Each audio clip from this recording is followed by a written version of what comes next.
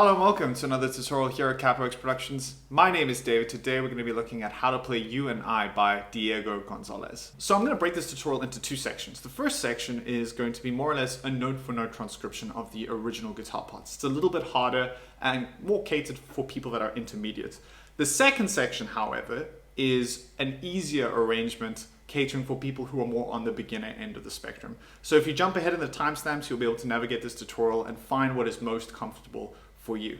If you want a PDF of the chords with the chords written directly over the lyrics in the right places, which I went through the song and did, as well as the guitar profiles or a PDF of the tabs, you can get all of that on my Patreon page. I always say this, you don't have to do it. All of that stuff will be in this tutorial. It's not necessary to do it, but if you'd like to support me, that will be one way, as well as, of course, hitting the subscribe button. All right, let's jump into it.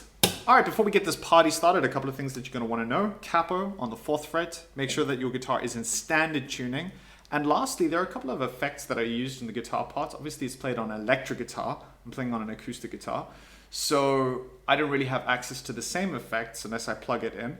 But I have put a little bit of chorus and reverb on my guitar to create a little bit more of that like indie guitar sound. I'm pretty sure he uses reverb, chorus, and maybe a little bit of distortion. So if you are playing on electric, you can experiment with those, or do a little bit of research and tinkering to see what kind of sound you can get and see how close to the original you can get. All right, without any further ado, I'm gonna play through the first riff and then break down what I'm doing with the left and right hands. Here we go.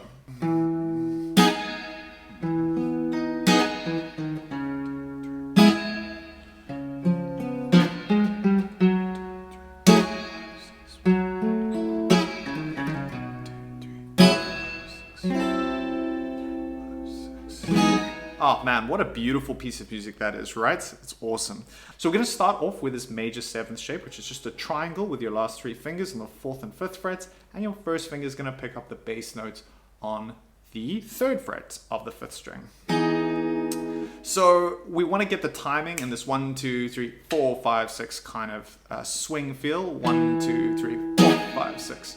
So playing the bass notes, and then you'll notice the second chord I'm going to strum and then play as staccato. That's what that little dot above the 3 numbers mean. That is a staccato sign, and that means that we're going to stop the sound of the strings completely, and you get this really cool percussive sound almost. And you have the reverb, the sound of the reverb kind of decaying, which I think is really pretty. 1, 2, 3, 4, 5, 6. In order to achieve this, I'm just lifting up my fingers very lightly right after I've played. So I play, and then I lift my fingers up, suddenly the strings can't vibrate anymore, and then the sound's gone. It's that simple.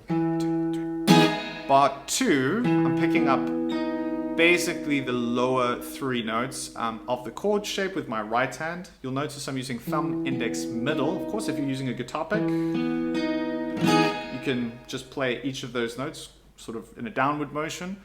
Here I'm using thumb, index, middle, and then strumming with my index finger, which I really recommend trying to practice with your fingers because it's really good technique. 1, 2, 3, 4, and then thumb for the bass notes, and I'm just following my first finger, and then open into this minor 7th shape, and then we're going to do the same thing that we did in bar 1, except of course the chords change. 1, 2, 3, 4, 5, 6. Here, because I'm not holding down all of the strings, I'm actually muting all of them after the strum with my 3rd finger, just lightly resting on all the strings right after I play, and that creates this very cool staccato sound. Then moving on to bar 4, we have this flat 9 chord. 1, 2, 3, 4. You can also do the staccato basically every time you strum, and then we're going to jump up to the 7th fret, 6th fret. Now here it's very tempting to play going into bar 5 with your first finger because we have 3, 2, 1 on the 7th, 6th, and 5th fret. Very tempting to do that. We're not going to do that. We're going to use 3rd finger, 2nd finger, and then slide with our 2nd finger 1 fret back so that we can have all of our fingers ready to pick up the chord in bar 5. So just watch that. You don't want to do this, otherwise you're going to suddenly scramble to get to the next chord. 7, 6, sliding on your 2nd finger from 6 to 5, and then we're going to play this minor 9 chord. 1, 2, 3, 4, 5, 6. Some of you might find this stretch is not playable. Hey, if it is the case that your fingers are just not doing this, you can actually get away with just completely forgetting about your first finger because the open string will be a part of the chord. You will be omitting the third of the chord, but no one's gonna die if you do that, so that's completely an option. And then bar 6, 1, 2, 3, strum, same chord, and then we have this very cool, it's almost like a trick with the triplets. So that little 0 is a grace note. We're going to play that very quickly and hammer on onto the 2nd fret. Hammer on, meaning the 2nd fret is going to sound without me actually striking the string with my right hand. And then to the 3rd fret, hammer on, pull off for the O, 2, O. So I'm going to play the first of those 3 notes, and then the remaining 2 notes I'm going to sound by hammering on and then pulling off the string. And then bar 7, 1, 2, 3, 4, 5, 6. We have this suspended 4th chord, and then ending on this beautiful half diminished chord, or if you're a jazz musician, a minor 7 flat 5 chord. Really pretty. Yeah, and that really is the main guitar part in a nutshell. Hopefully that was useful. The one thing I will say is that there is the 2nd section to this where the riff changes. So it continues the whole way through the song, but when we get to a specific point in the song, which is, I'll tell you now, I don't wanna lose, I don't wanna leave, ra da da da da da da. When you get to that part of the song, the riff changes very, very slightly. So I'm gonna play through the small change in the riff, and then I'm gonna break down exactly what is changing, and it's really just like 1 or 2 notes. So let's hear the small change, and then I'll break down what I'm doing with the left and right hands. 1, 2, 3, 4, 5, 6. 1, 2, 3, 4. 1, 2, 3, 4, 5, 6. 1, 2, 3. 1, 2, 3, 6. And then it repeats. So yeah, you'll see here now in the 4th bar of the guitar part, instead of having this flat 9 chord, this dominant 7 with a flat 9, we're actually remaining on this minor 7th shape down here. 1, 2, 3, 4. This is from bar 3 of the slight change from I don't wanna do da da da da da. So that'll start off, it'll sound like this. Da da da da da da da da da da da da. 2, 3, 4, 5, 6. 1, 2, 3 here. So bar 4. Now I'm actually gonna stay with the minor shape. And here we're gonna play this bass line, same notes, instead of up here, we're gonna play it here on the 4th string. And we have the option, you'll see that's why the 0 is in brackets. You can either just play 2, 1, 0, and then use that open as a moment to change up to the minor 9 shape, or you can jump there immediately. 2, 3, 4, 5, 6. So you can kind of pick your poison. Both of them are a little tricky, but you can decide which one you want to do. And then from there, that's bar 5 in the sort of new version. You're going to carry on and do everything as usual. Or whatever it is. So that really covers the entire song. You're going to start off with that first riff that I went through before, and then you're going to do the 2nd riff from I don't wanna dun, da da da da dun, all the way to the end of the song. All right, now what I'm going to do is I'm going to break down the simplified riff, and I'm going to show you how to do this without having to do any crazy difficult stretches, and also give you the option of removing some of the bass notes.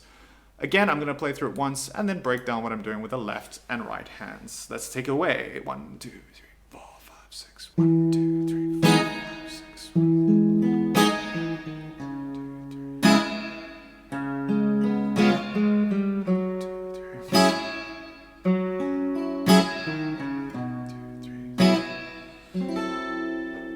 Beautiful. Man, the more I play this song, the more I just love it. I think it's incredible. Incredible, incredible, incredible. Okay, so the easier guitar part is pretty cool in the sense that we're going to start off, instead of having this slightly trickier version of this major 7th shape, we're going to simplify it to a C major 7th shape. Obviously, it's not a C major because of the capo. It's a C major 7th shape, which is just our 2 fingers. Our 3rd finger on the 3rd fret of the fifth string, and our second finger on the second fret of the fourth string. So we're going to play the bass notes, 1, 2, 3, 4, and we're going to strum the rest of the chord. Now, as I mentioned in the first section, the harder version, is that when we strum this chord, we're going to want to try and create a staccato sound, meaning that all of the strings are muted. If you're really sort of like an absolute beginner, just ignore this, just let it ring. It'll be fine for now. You can circle back to this part once you feel comfortable. Yeah, you kind of got bigger fish to fry than trying to mute the strings. But if you feel comfortable, you can give it a go. 1, 2, 3. So you're going to strum all the strings and then immediately just lightly touch the strings. Make sure that you're not doing this and fretting the notes. You're just lightly, barely touching the strings to stop the sound. 1, 2, 3, 4, 5, 6. Right after you strum. Then bar 2, you're going to play the lower 3 notes of the chord, thumb, index, middle, which is what I'm doing with my right hand. Of course, if using a pick, you're just going to go down, down, down, and then strum. So you can choose which one is most comfortable. 2, 3. Now you'll see here, I've put the bass notes in brackets, meaning that they're optional. You don't have to play them. If you want to play them, you can. So it'll sound like this if you want to play them. 1, 2, 3, 4. And then you'll change. Or if you don't want to play them, you can go 1, 2, 3, 4, 5, 6, 1. And then let the chord ring out for the remainder of the bar, picking up with bar 3 on the open string of the open fifth string. And then you'll continue.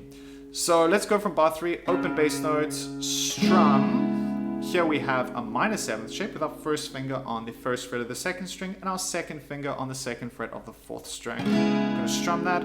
Also, if you manage to do it and you feel comfortable with trying, you can play the staccato. 1, 2, 3, 4, 5, 6. Here I'm using my third finger in front of my first and second finger to mute all of the strings. Then bar 4, we're going to change from a minor 7th shape to a dominant 7th shape, just a straight 7 chord, A7 shape. And then here, this is the part why I put the bass notes in brackets. The first set of bass notes is kind of doable, but this part is pretty tricky if you're a beginner. 1, 2, 3. So here, if you really are struggling to get all of these notes together because they're right after each other, you can completely just skip the 2, 1 on the fourth string. 2, 3. Instead, just play it this way. Into bar 5. So that really is your option. Let's take a look at bar 5. 1, 2, 3, 4, 5, 6. Here we have open fourth string, and then we're playing a minor 9 chord with our first finger on the first fret of the second string and our second finger on the second fret of the third string. Open, strum. Making sure this whole time that you're keeping this rhythm of 1, 2, 3, 4, 5, 6. 1, 2, 3, 4, 5, 6. Because that's our time signature. You want that kind of swaying feel. 1, 2, 3, 4, 5, 6. Bar 6. 1, 2, 3, 4. And then here again, bass notes are optional. Second fret on the fifth string, open on the fifth string, third fret on the sixth string, strum, and then the most beautiful chord, which is this minor 7 flat 5. Here, what you're going to do is take your first finger and just slap it across the first fret on the first string, second string, and third string, making sure that you don't play the fourth string. This might be the most beautiful chord that has ever been played. It's one of my favorites. Really nice. And then you'll go back to the beginning and play it over and over and over again. Once you've played that for the intro and for the first stanza of the song, you're going to get to the next section of the song, which sounds like this. I don't want to lose, I don't want to leave, da da da da da da da. When you get to that point, the riff changes slightly. And I'm going to put the music here, I'm going to play through it once, and then again break down the small change. It's really, really a very small change in the simplified version. So let's hear what it sounds like, and then I'll show you where the change is. 1, 2, 3, 4, 5, 6. 1, 2, 3, 4, 5, 6. 1.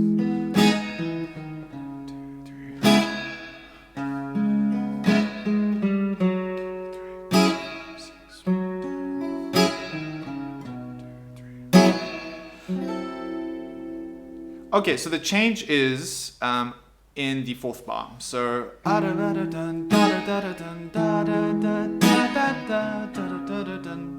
something along those lines for the first 3. And here in bar 4, instead of going to the A7 where we have 2, 0, 2, which we did in the first one, we're going to actually just keep our first finger in this minor 7th shape. And then carry on. Everything else is the same.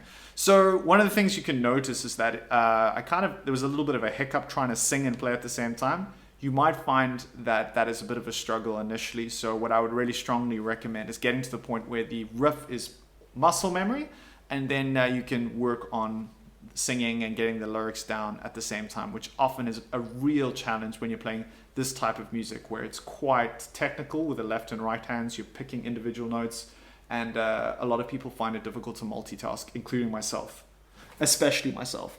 So yeah, that's something to remember, that if you can't sing it straight out of the gate, give yourself a little bit of time just to wrap your head around it, and I'm sure you'll get there, no doubt, very quickly. All right, everyone, that's a wrap for today's tutorial. I really hope that I could be helpful to some of you, hopefully to all of you. If you found this useful and haven't yet subscribed, please do consider subscribing, and I will see you in the next tutorial. All right, bye, everyone.